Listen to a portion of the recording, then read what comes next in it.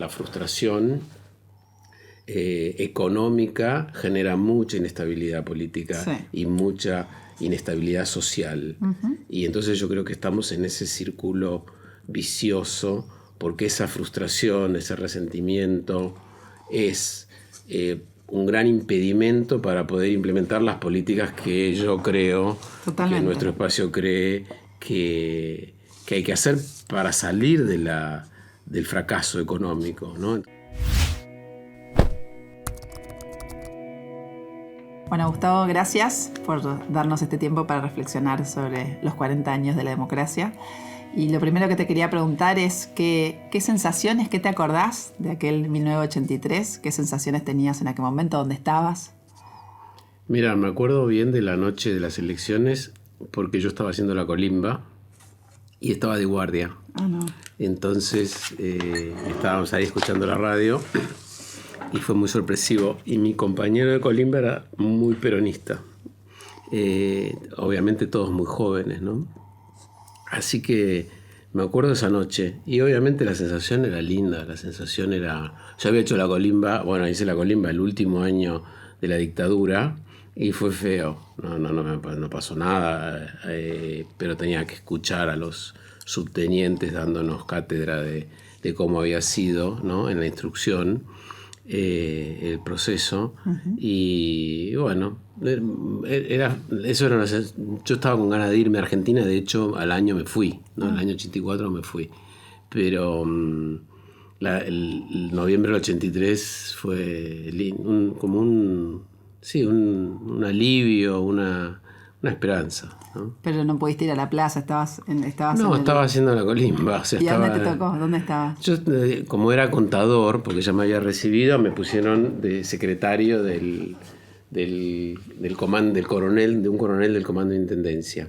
Y en ese momento estaba haciendo la guardia ridícula en Avenida Belgrano y al lado del departamento de policía, ¿no? O sea, era ridículo hacer una guardia ahí, pero bueno, era donde hice la instrucción en Palomar y ahí iba todos los días de las 7 de la mañana.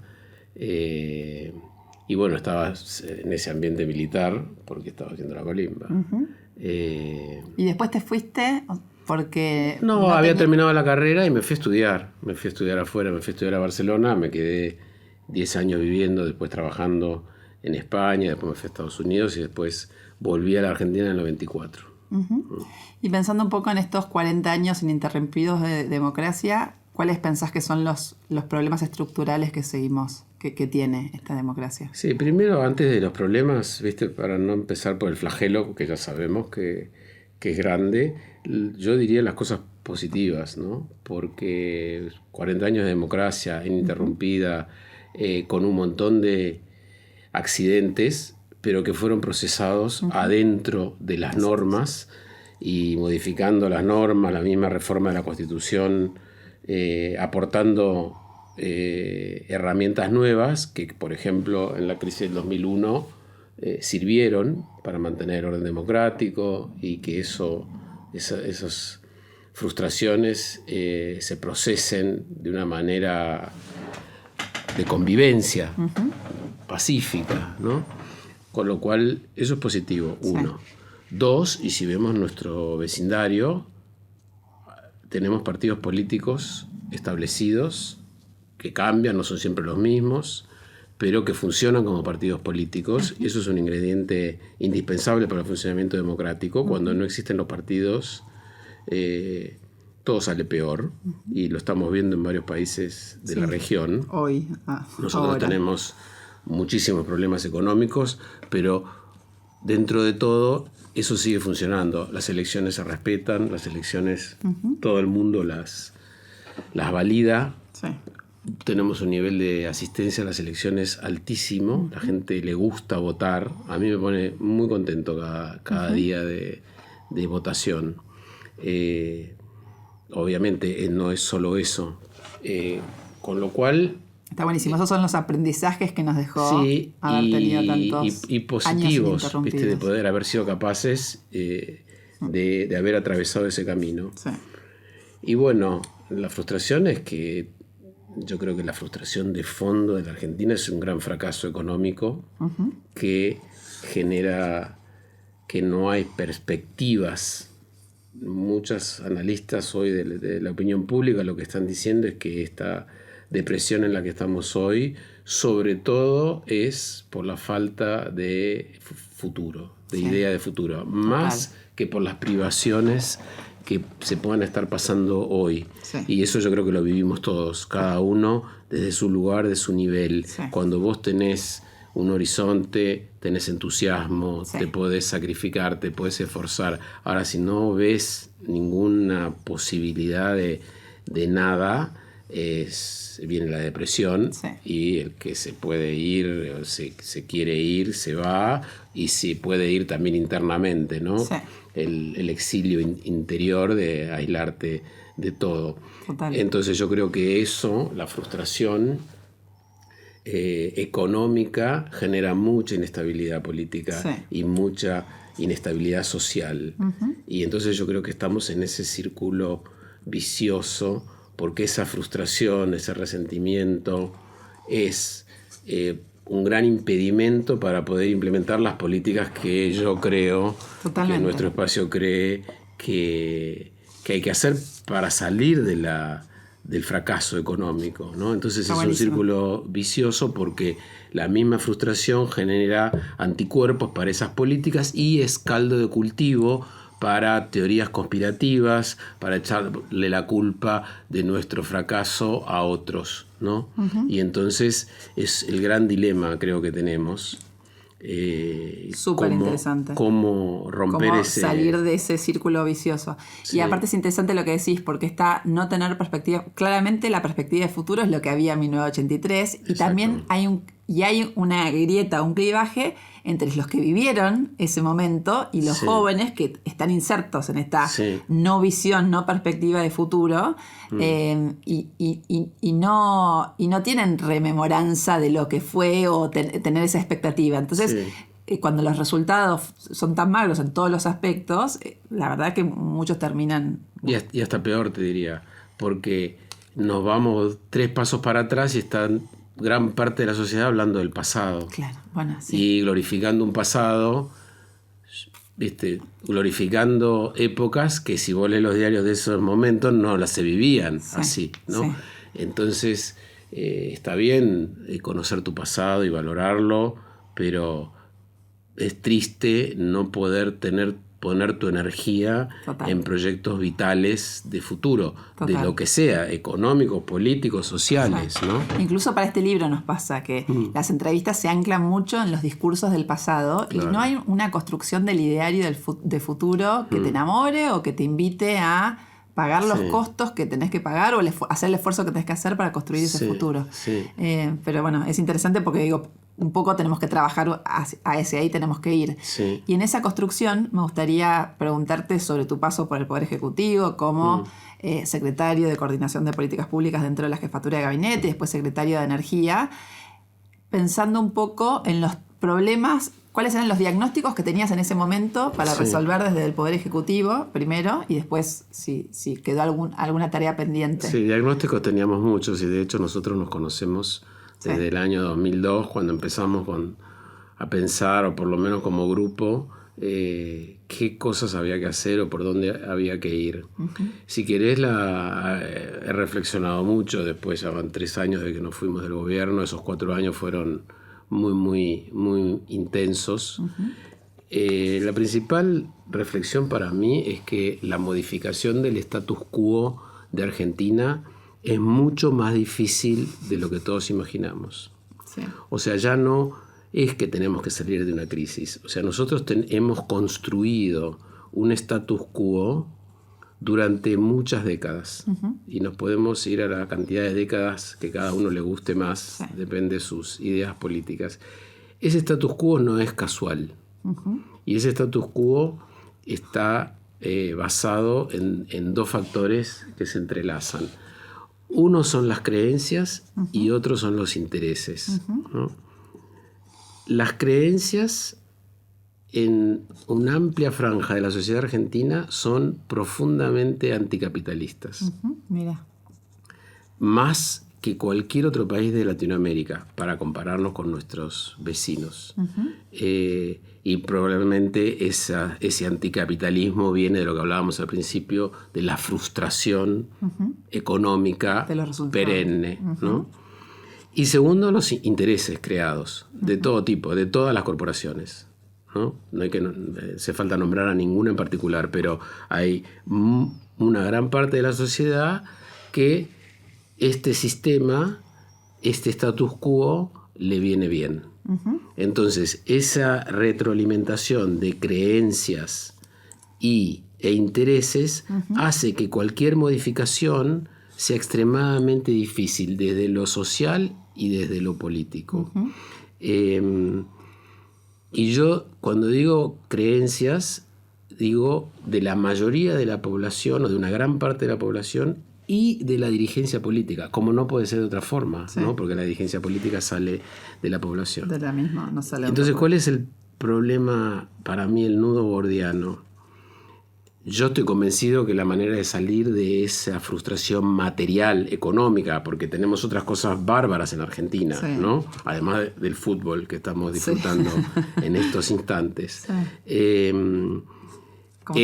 tener más capitalismo, ¿no? Y las ideas capitalistas, desde siempre y en todas partes, no son intuitivas. Son al revés, son contraintuitivas. O sea, si vos le decís a un chico de 8 años que la mejor manera de conseguir el bienestar material de la mayor parte de la población es que cada uno de nosotros actúe de manera egoísta, no lo cree. No lo cree. Y a los países desarrollados les ha costado muchos siglos establecer esas ideas, y la manera que la establecieron fue mostrando una mejora en el bienestar material para la mayoría de la población. Primero fue por la emigración del campo a la ciudad durante siglos, con una mejora notable de tu calidad de vida y consiguiendo trabajos que tenían más productividad, y por ende vos tenías mejor salario y tenías más poder adquisitivo, sumado a todas las mejoras tecnológicas. Y cuando eso medianamente se estaba agotando o empezaba a crujir por las desigualdades, vino el estado de bienestar. Y tenían plata para financiarlo y lo fueron creando a lo largo del siglo. Entonces, cuando aparece Podemos en España y quiere romper el sistema, al principio ese discurso pega después de una gran crisis como la del 2007. Pero después el 70-80% de los españoles dicen: no, yo no quiero romper este invento. A mí déjame con mi hipoteca, déjame con mi seguro de desempleo de 1.000 euros, déjame con mi seguridad social, no me quiero aventurar en algo desconocido. Y Podemos queda como algo marginal, ¿no? Ahora, eso es posible porque los españoles vivieron esa mejora muy notable en su calidad de vida en 50 años o en 60 años, ¿no? Nuestro problema es que nosotros ya no tenemos nada para dar.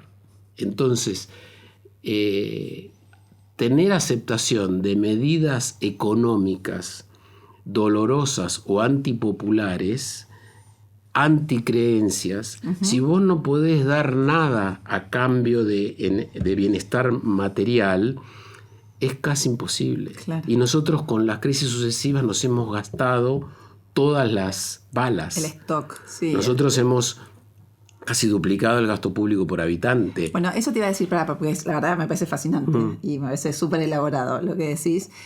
Cuando hablas de creencias y de intereses, ¿es solamente creencia anticapitalista o tiene que ver también con un rol acotado, donde la creencia predominante es de un rol acotado del mercado y un Estado muy grande? Es buena tu pregunta. Para mí las creencias las puedo resumir en 3 cosas. 1, lo fiscal no es restricción. Siempre se puede aumentar el gasto público. Error. Bueno, yo te diría, es una definición. Hay gente que cree eso profundamente. Pero no se puede. Sí, bueno, pero hay gente que lo cree. Y hay gente que yo te digo. No es ilimitado, no es infinito. Yo, una vez al mes, acompañaba a Marcos Peña al Congreso, un mes a diputados, un mes a senadores, para hacer la rendición de cuentas. Estábamos 8 o 9 horas y escuchábamos hablar a todos. Todos los discursos de todos los diputados eran aumento del gasto público, Sí. ya sea para su provincia, para su ciudad, Sí. para su proyecto, para su lobby. La restricción presupuestaria no está en su... No existe restricción presupuestaria. Perfecto, lo fiscal no es restricción. Segundo, la intervención del Estado es preferible al mercado. Sí, perfecto. Y tercero, es mejor el proteccionismo que la apertura comercial. Excelente síntesis. Entonces vos tenés esas tres cosas muy arraigadas. Yo te diría, ninguna sociedad es unánime. En el más del 50% de la población seguro. ¿Y estas creencias están basadas en cuando nos fue bien en la historia? ¿En la época que crecimos y fuimos el del mundo o no? No, estas creencias están basadas en que no querés... Hay un pensamiento adolescente. Sí, no querés. De que la vida no tiene restricciones. Está bien. Y dos, de que hay... O sea, ¿cuál es lo contraintuitivo del mercado? Que para las personas que no creen en el mercado, asumen que hay mecanismos de coordinación mejores que los del mercado. Porque al final el mercado es un mecanismo de coordinación, ¿no? Con las señales de precios. Sí. Porque se imaginan en unas bondades en la naturaleza del ser humano que altruísticamente va a poder coordinarse y producir cosas mejores, ¿no?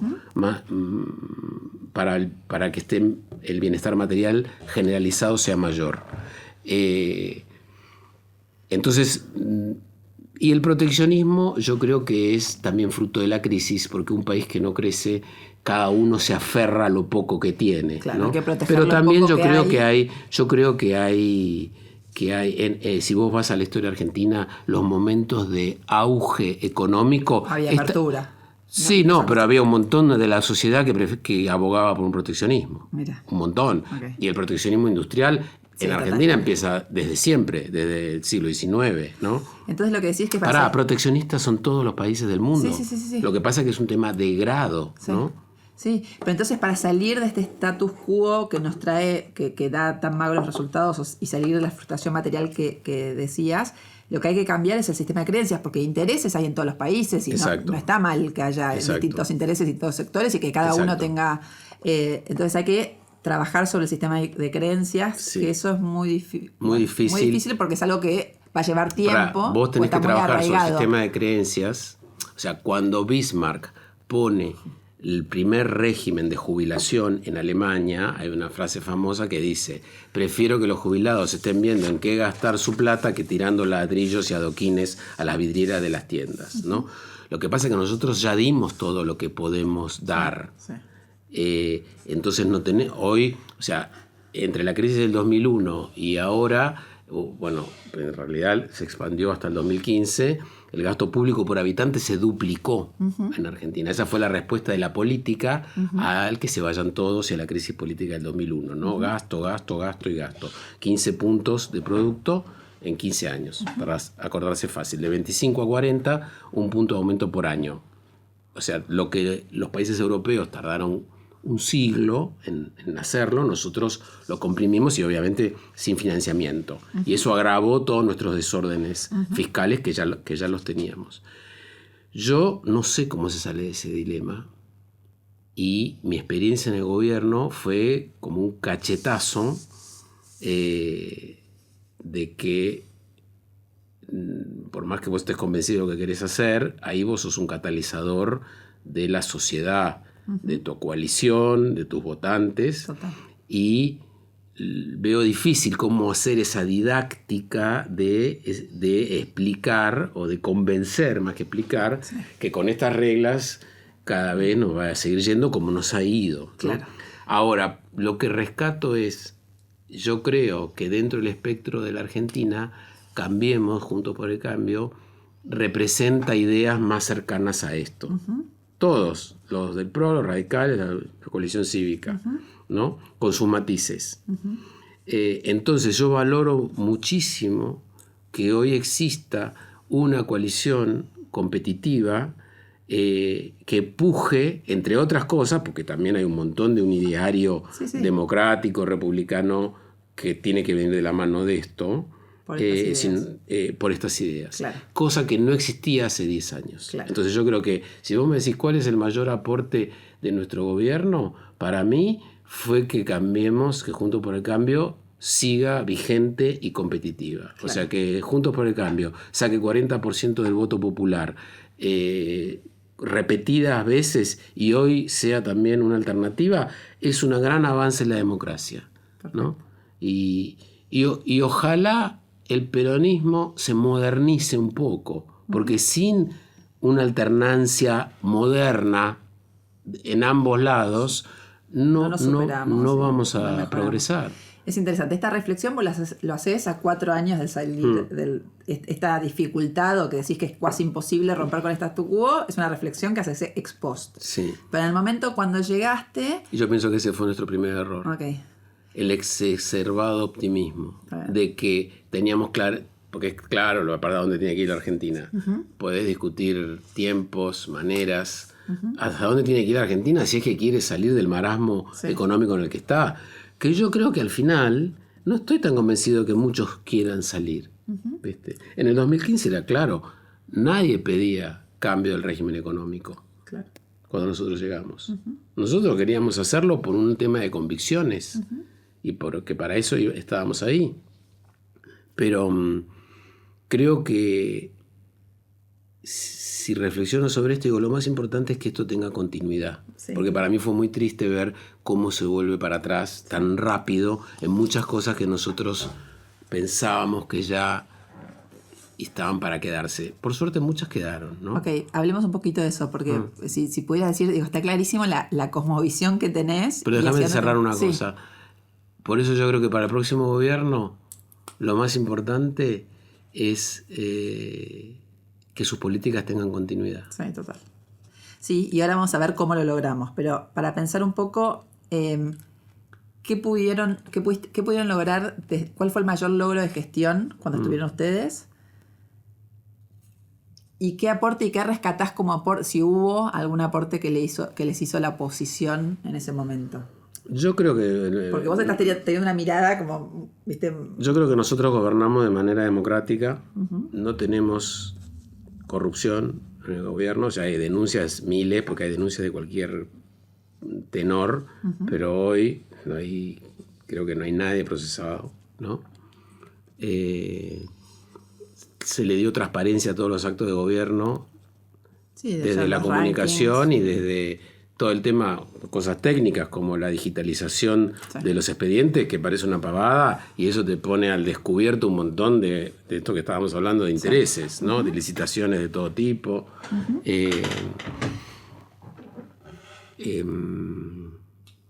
Después se me ocurren cambios en sectores, sobre todo las cosas que yo trabajé más, el tema económico. Energía es uno de ellos. Energía es de los sectores que más, si querés, continuidad ha habido, ¿no? Total. Se podría haber hecho muchísimo mejor, como ha habido muchos atrasos y idas y vueltas, pero bueno, yo creo que hoy estamos mejor parados de lo que estábamos hace 4 años. En algunos temas, lamentablemente, con todo el esfuerzo y costo político que a nosotros nos llevó a actualizar las tarifas, medio ridículo no haber aprovechado de haberlas subido con inflación nada más. Claro. ¿Viste?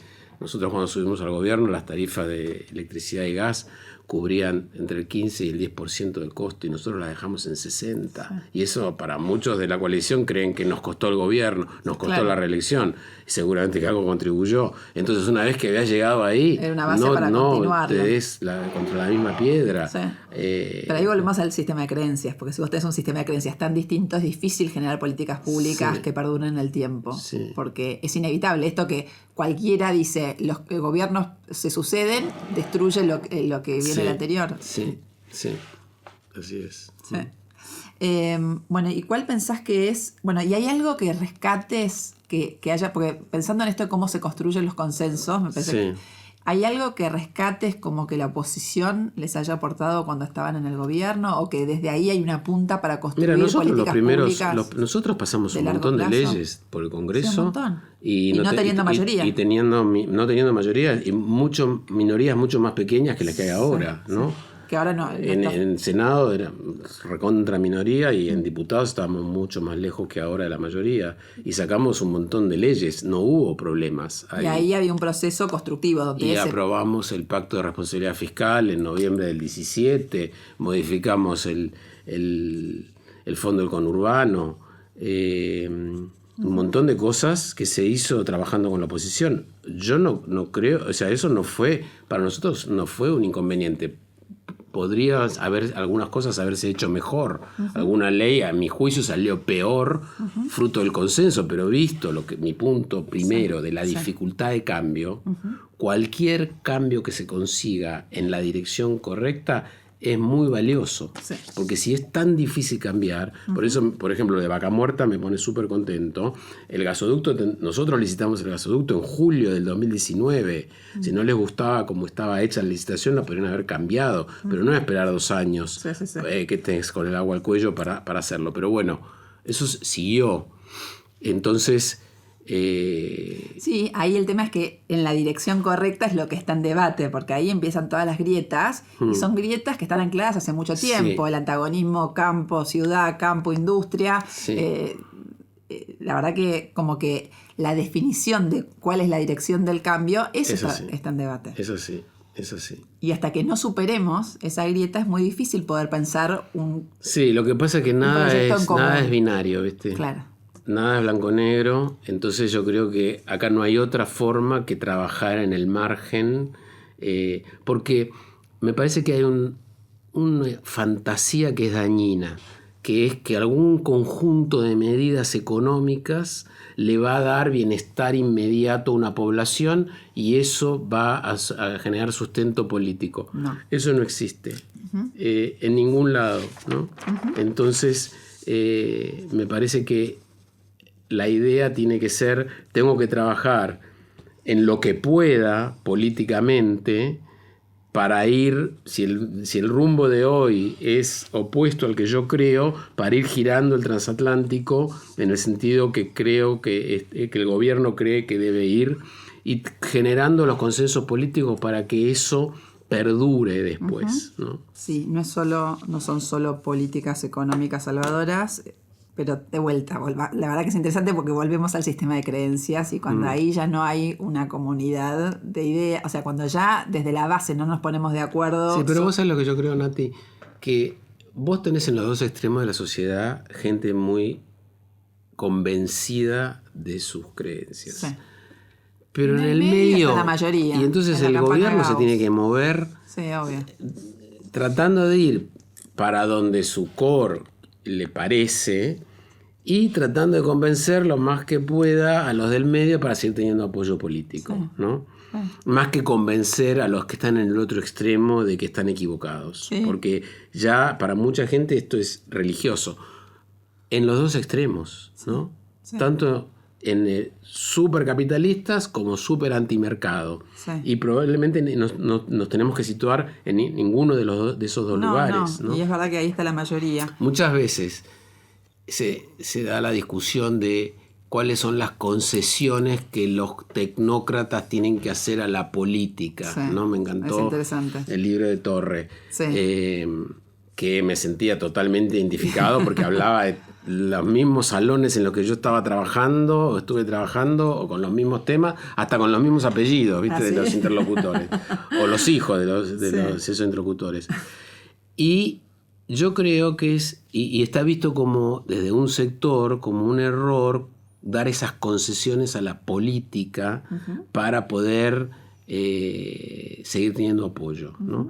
Yo lo que creo es que las medidas económicas, si no tienen el consenso, no tiene que ser unánime, nunca es unánime. Vuelve todo para atrás, como volvieron muchísimas cosas que hicimos nosotros de manera inmediata, ¿no? Ahora, volviendo al inicio, vos tenés un desajuste fiscal que mientras no lo corrijas no vas a poder corregir nada de lo que se necesita para progresar. Y eso requiere medidas que en el imaginario colectivo son feas, ¿no? Y hablando un poco más de ese imaginario colectivo, ¿cuál pensás que son las principales demandas que le hace la opinión pública al Estado y a la democracia, porque acá también hay una cuestión generacional. Los nietos de la democracia no se curaron, no se sanaron, no se educaron, no comieron con la democracia. Entonces, ¿cuáles son las demandas que hoy te parece que le hace la quizás civil? tengo un énfasis que viene por los temas que yo trabajo, que tienen que ver con la economía, ¿no? Con la producción. Yo creo que hay un fracaso. Si vos le pones a esta misma sociedad argentina una estabilidad económica y crecimiento del empleo y del salario como han tenido países de Sudamérica, hoy estaremos en otro lugar. Sí. No te digo España, pero te digo si yo estoy casado con una peruana y veo lo que pasó en Perú, económicamente en los últimos 30, 40 años es otro país, con unos problemas políticos institucionales, que es lo primero que rescataste, que nosotros logramos resolverlo dentro de las instituciones. Los partidos políticos en Perú se han pulverizado y tienen una estabilidad horrible que llama la atención que puedan seguir manteniendo su estabilidad económica y su crecimiento. Pero ese es un buen ejemplo de lo que decías antes, que con solo una política económica no basta. No basta, por supuesto. Y el Estado peruano no da ni la mitad de las cosas que da el Estado argentino. Está bien, pero no sos economista, pero ya que me traes tanto el tema de la economía, ¿cómo se resuelve el tema de la inflación? Porque en el mundo los países lo resolvieron. La inflación es un síntoma. El problema no es la inflación. De gastar más el que problema es el desorden fiscal. En general. El desorden fiscal. Después podés tener un montón de pequeños ajustes, pero en una cosa tan estructural que afecta a la Argentina hace décadas, lo que tenés es un desorden fiscal fruto del gasto público y fruto de las políticas que no te dan credibilidad para poder conseguir financiamiento que no sea imprimiendo. Sí, y en el único momento que tuvimos estabilidad, resignamos política monetaria, o sea, la decisión de política monetaria, o sea, no tuvimos independencia para definir, para mantener nosotros el peso, el valor del peso. Sí, tomamos una medida extrema, que es ponerte el chaleco de fuerza sin tratar de que el tipo deje de tratar de autolacerarse. Claro, entonces tenemos que aprender de todo eso y ahora decir, bueno, o sea, pero acá es no algo hay que magia. se puede resolver. No es magia. No hay magia. Es ordenar las cuentas y es generar credibilidad, pero si tenemos este vaivén de este statu quo que no quiere ir generando... Sí, el problema es que yo te describo un proceso que yo creo que lleva muchos años, y lleva mucho tiempo. Sí. Y por otro lado, hoy estamos en una situación macroeconómica que no tenemos ningún tipo de financiamiento y que tenemos un déficit grande y una inflación enorme. Sí. Y entonces, ¿cómo haces? Ahí te chocas de nuevo el corto con el largo plazo, ¿no? Porque me imagino que para el próximo gobierno va a haber mucho menos espacio para el gradualismo de lo que hubo para el nuestro, ¿no? Sí. Ahora, yo soy fanático del gradualismo, en todo, en general, ¿viste? Entonces, pero también reconozco que no va a haber espacio. Entonces, bueno, creo que es un dilema, pero que ahí va a haber que ponerle mucho ingenio y política, mucha sabiduría de política, de cómo encarar este dilema, ¿no? Que es una situación crítica. Yo no se me ocurre cómo. Está bien, pero de vuelta, volviendo a la mayoría de la campana, la mayoría aplaude no tener financiamiento de afuera porque es un mecanismo de, yo creo que eso no está soberanía, ¿no? Sí, pero eso me parece que es más discurso. La gente no tiene ni idea de lo que significa tener financiamiento externo o interno y no tiene por qué tenerla. Lo que más machaca la oposición al gobierno de Macri es cuánto lo endeudó en dólares. Sí, pero eso para mí, esas son todas discusiones de minorías. Perfecto. De un lado y del otro. Sí, ¿no? Lo que la gente ve es cuánta inflación hay, si tengo trabajo o no tengo trabajo, y si el salario que cobro me alcanza más o me alcanza menos. Y si mis hijos tienen perspectivas de hacer algo mejor. Y si yo tengo perspectiva de hacer algo mejor. Sí, ¿no? Que eso fue decayendo en los últimos años. Y yendo un poco a tu rol de empresario, fuiste CEO de LAN, y pensando un poco en, bueno, y ahora volviste a la actividad privada, ¿cómo es ser empresario en Argentina? ¿Cuáles son los principales problemas que tiene que enfrentar el sector empresarial? Y si no es también parte responsable de la situación que todo lo que dijiste. El empresario argentino no es diferente de cualquier empresario en cualquier otro lugar del mundo. Puja por los intereses de su negocio y se adapta al medio ambiente en el que está. Y entonces es parte también de los intereses que yo decía al principio, Sí. de no cambio, porque este status quo es el que yo estoy acostumbrado, pero por otro lado también les hace ruido porque funcionan en este entorno, pero su empresa vale 1/5 de lo que valdría si estuviese en otro lugar, en otro entorno, ¿no? Sí. Entonces también ellos tienen un dilema, pero yo creo que como todas las partes de la sociedad son origen de esas creencias, Sí. y sufridores también al mismo Sufridores que tiempo. alimentan. Sí, y los únicos que prosperan son los empresarios que hacen negocios. Bueno, con no sé si son los únicos, No. pero todos prosperan menos está de bien. lo que podrían. Está bien. ¿no? Lo que digo es que o a algunos les va esos mal. no reclaman reglas claras y transparentes para competir, sino que se benefician del capitalismo de amigos. Sí, sí. Y eso también, viéndolo de adentro del gobierno, es un problema. Lo que pasa es que a mí me parece que eso no cambia por atacar a uno o a No, otro, eso está claro. sino por un cambio de reglas. Está ¿no? bien. Un Y cambio de pensando en el reglas. cambio de reglas y comparándolo con países Por ejemplo, donde funciona, que habría que cambiar. Con la convertibilidad, que tuvimos muchos años sin inflación, había una competencia de precios infernal. Yo era supermercadista en esa época, Aquí es y había una competencia de precios por el centavo, como en cualquier lugar del mundo, ¿no? Lo que pasa es que nosotros con la inflación empañamos Claro. todo. Pero la inflación no es el problema, la inflación es un síntoma, ¿no? Es el resultado. ¿Y qué cambios habría que hacer para poder generar un sendero de desarrollo sostenible? Yo creo que Argentina tiene todo para, como cualquier país. Yo creo que otro espejismo es de que porque tenemos recursos naturales, ahora está de moda Vaca Muerta, que lo conozco muy bien y seguro que es una oportunidad gigantesca, pero como se dice, el problema de Argentina no está abajo de la tierra, sino está arriba de la tierra. Las cosas que hacemos los que estamos arriba de la tierra. Entonces, con una desorganización económica como la que tenemos hoy, no hay posibilidad de pensar en inversión seria a largo plazo que genere empleo de calidad, con buenos salarios, con buena productividad. No hay ningún misterio. Entonces, rescatás las reglas políticas que han logrado dirimir los conflictos en estos 40 años. Y que tenemos un sistema de partidos y de elecciones validado. Por eso, pero esas mismas reglas políticas deberían poder generar reglas económicas más estables, que en realidad también... No, más estables no, mejores, porque las que están son súper estables. No está tu cuenta. Hace 40 años que están las mismas, entonces... estables, más que estables quise decir... Mejores, pero digo, previsibles o que claro, mejores para el desarrollo, porque estas pueden ser mejores para determinadas cosas, para algunos. ¿Cuáles son mejores para el desarrollo? Ahí hay que tener una concepción de qué país queremos. Pero yo creo en el capitalismo. Sí. Entonces, para mí... Pero tiene que haber una visión política que conduzca a esa visión, porque si no, no pasan. No. Sí. Esas reglas mejores económicas no se instauran. Sí, pero algunas cosas muy básicas. O sea, nuestro desorden hoy es un desorden fiscal que se traslada a lo monetario. Sí. Y padecemos eso y estamos en vilo desde hace mucho tiempo. Y todos los gobiernos sufren por lo mismo, ¿no? Sí. De cosas que en otros lugares ni se hablan, ni se discuten. Y en otros lados, no te digo Europa, ¿no? Sí. Entonces, no me parece tan difícil empezar a poner orden en las cuentas fiscales. Sí, pero para eso ¿no te parece que tiene que haber como una visión de país que ordene todo lo demás? Porque si seguimos discutiendo de policies, de políticas, no nos ponemos de acuerdo y tenemos este clivaje, esta grieta de creencias. Si no podemos construir una visión de país a futuro, de cara a los próximos años, ¿Pero 40 años, ¿qué significa una visión de país? Es definir ¿Qué país hizo eso? ¿En dónde viste eso en algún lado?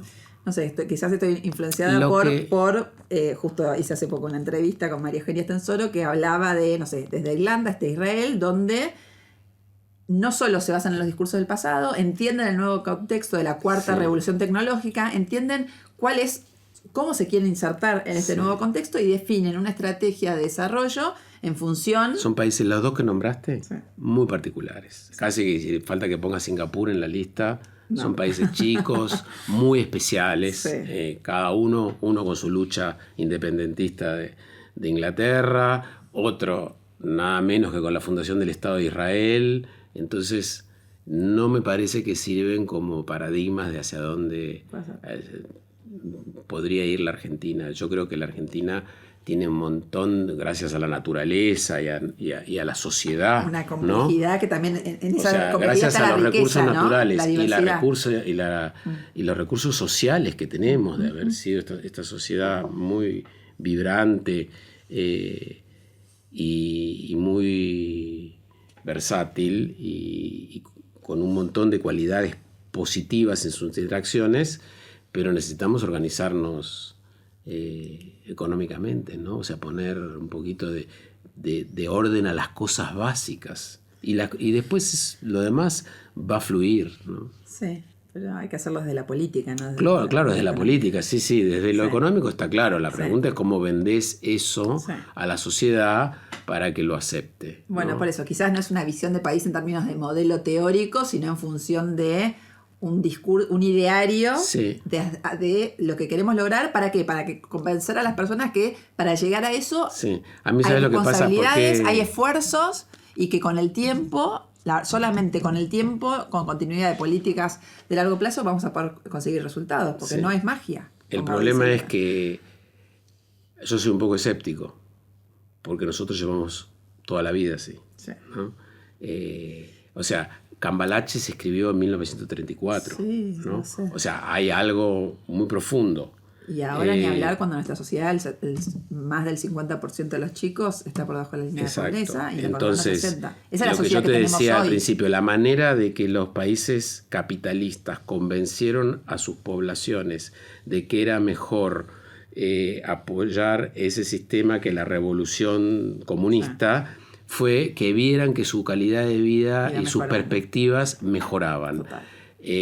Cuando escribe Marx El Capital, estaba súper enojado con los obreros ingleses de que no se plegasen, y eran épocas en que, porque el salario real crecía y vivían hacinados en Manchester, pero se sentían mejor que viviendo casi como siervos en el campo.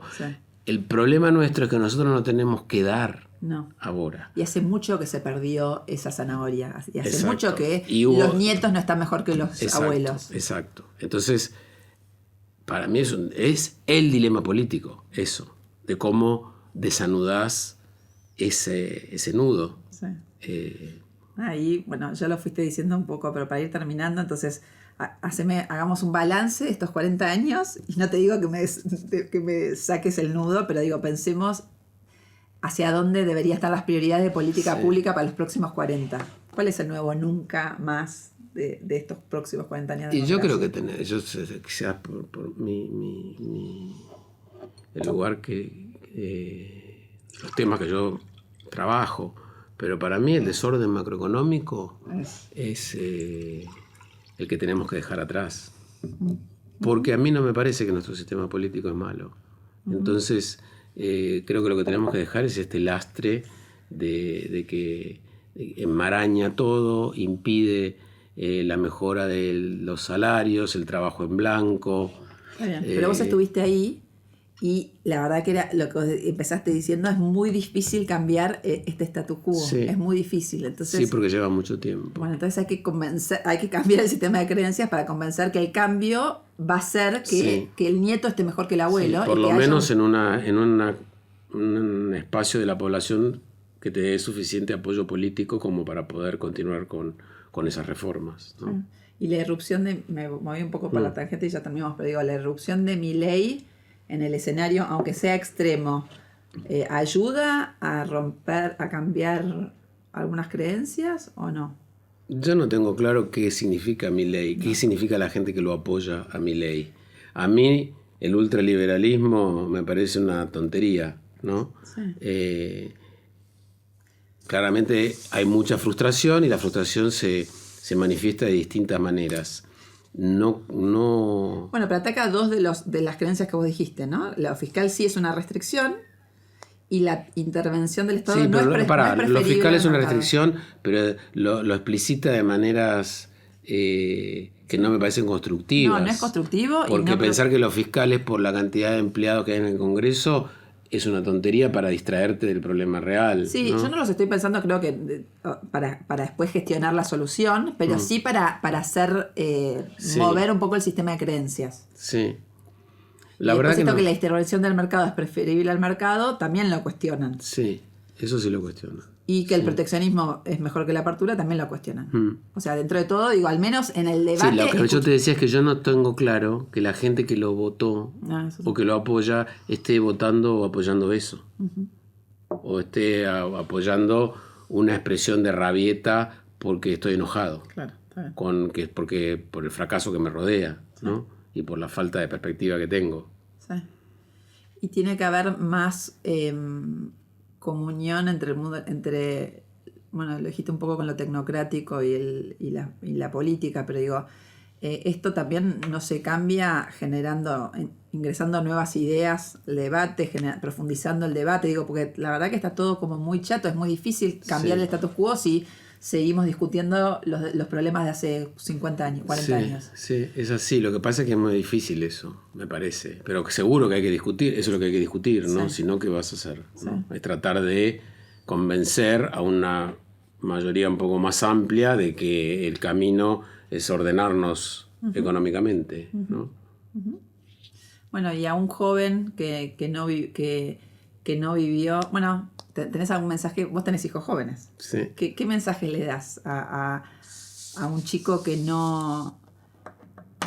quizás no valora tanto esto de que la fortaleza de las instituciones democráticas para dirimir los conflictos, porque siempre lo vio, pero ve los magros resultados económicos? O sea, yo no sé qué mensaje, si vos me decís yo tengo hijos chicos, no sé qué mensaje le daría, porque a lo que yo le digo hacen todo lo contrario. Entonces, no sé si es mejor no dar ningún mensaje y que ellos hagan su camino y su vida. Y yo creo, los chicos por la edad están llenos de entusiasmo, y lo más importante es eso, que lo pongan en lo que quieran a ese entusiasmo, ¿no?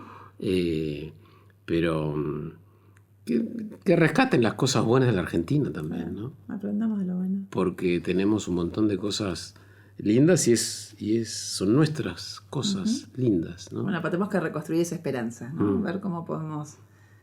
Sí. Yo creo que a mí, te digo, lo que más esperanza me da, no porque sea de Juntos por el Cambio, sino porque existe una alternativa democrática, competitiva al peronismo. Y eso muchas veces en nuestra historia no lo tuvimos, claro, ¿no? Entonces... Eso ya es positivo. Eso ya es... Y de nuevo, ojalá... El peronismo la parte... exactamente.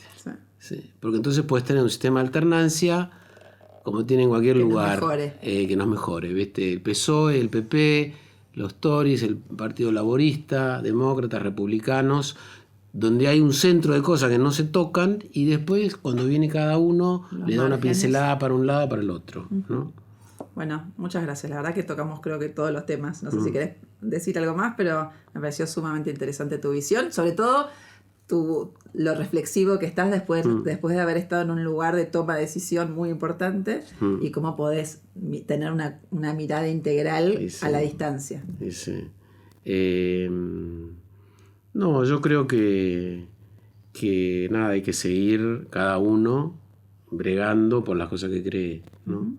Desde distintos lugares y bueno, teniendo esperanza de que las sociedades no se suicidan, ¿no? Entonces podés pasar periodos malos, como creo que hemos pasado, pero también yo tengo expectativas de que se pueda empezar a corregir de a poco el rumbo, ¿no? Y que eso quite frustración, que genera agresividad, que genera extremismos, que genera no buscar las razones del fracaso adentro tuyo, sino tratar de ver a quién le echas la culpa, claro, ¿no? O sea, ante cada problema no es ver qué pasó, tener un diagnóstico, sino a quién le echo la culpa. Pero eso es así en la vida personal nuestra, ¿no? Y eso me parece totalmente estéril, negativo. Y los medios de comunicación, porque hablamos de los empresarios que también forman parte de esta situación, y los medios de comunicación también tienen mucho que ver, porque hoy lo que da... Al final todo es reflejo de las creencias de la sociedad. Bueno, entonces van los medios hacia donde creen que la sociedad, que su audiencia... Está bien, pero también es una cuestión de ética profesional. Obvio, y siempre hay, en esto, siempre hay el huevo y la gallina, porque puede haber un liderazgo que incline la balanza más hacia un lado que para el otro, ¿no? O que lleve, o sea, cuando Roosevelt empieza con el New Deal, tenía un montón de opiniones en contra, Sí. y hubo ahí un liderazgo de él y de su partido para establecer este nuevo trato en una sociedad que estaba siempre mirando para otro lado, ¿no? Sí. Entonces hay un ida y vuelta entre los líderes Sí. políticos, periodísticos, empresarios y la sociedad. Bueno, pero eso es una salida, un liderazgo no mesiánico, sino un liderazgo que genere los consensos para salir Sí. de este statu quo. A mí de las cosas que más me gusta de Juntos por el Cambio es la cantidad de candidatos que hay. Total. Y me encanta que discutan entre ellos. Sí. Y cuando ahora estamos en este cuestionamiento Que de se las derivan internas, le digo, de cara a la sociedad y que la sociedad elija. el cuestionamiento es porque Hay están muchos. hipnotizados con un dedo Sí. que baja y dice, este es el candidato. Yo prefiero que haya muchos que discutan, que vayan a elecciones, y los que ganan lideran, y los que pierden siguen formando parte del espacio, ¿no? Bueno, muchas gracias. No, gracias a vos. Esto es Apuntes de Democracia. En 2023 se cumplen 40 años del retorno y recuperación de la democracia en Argentina. ¿Qué aprendimos? ¿En qué nos equivocamos? ¿Cómo podemos proyectar un futuro mejor? ¿Cómo podemos construir una nueva agenda de prioridades comunes a todos los argentinos?